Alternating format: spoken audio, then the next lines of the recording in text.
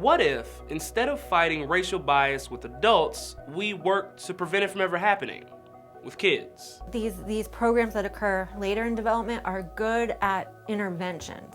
So kind of helping something that already exists, helping a problem that is already there. If we did it earlier, it'd be more of a prevention effort, stopping it from developing in the first place. That's professor and researcher Eva Telzer. Her work on developmental psychology has been cited by media outlets all over the country. So, we visited the University of Illinois at Urbana-Champaign to speak with her about two of her studies. Telzer's work examines activity in the amygdala, a region of the brain that helps you feel certain emotions. It's been linked to fear, anxiety, and other survival instincts. Telzer's work suggests the less diverse your environment is, the more likely you are to show increased amygdala activity when exposed to other races. And while activity in the amygdala isn't inherently bad, we can infer perhaps that one reason why there's racial biases is because the amygdala is becoming highly sensitive. If your brain is responding differentially to different races, you might pause or think twice or have body language that may be interpreted in different ways. To be clear, the implicit bias she's referring to isn't blatant racism.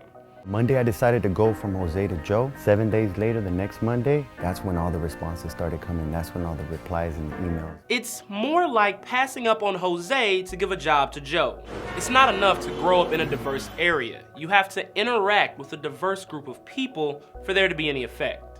The people you interact with on a daily basis at school, who your friends are, matters more. And so if you live in a racially diverse environment, but all your peers are your same race, then that diversity doesn't matter. It is our duty to fight for our freedom. And while diversity courses on college campuses for adults are great, research suggests that brain sensitivity to race develops much earlier.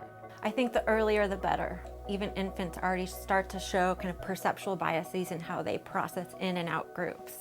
As you get older, you're more likely to show this response. But if you have high peer diversity, you won't necessarily show that increased amygdala response. But here's an important note. While humans are not inherently prejudiced, we are inherently groupist. So even those with the most racially diverse group of friends will find something to fight about. Just being a member of a group, even if that's the red team versus blue team, you show strong amygdala activation to your in-group relative to your out-group. And that's just a meaningless group. And so we have this kind of, I think, automatic tendency to orient and favor and be kind of more drawn to the in-group at the kind of cost of the out-group.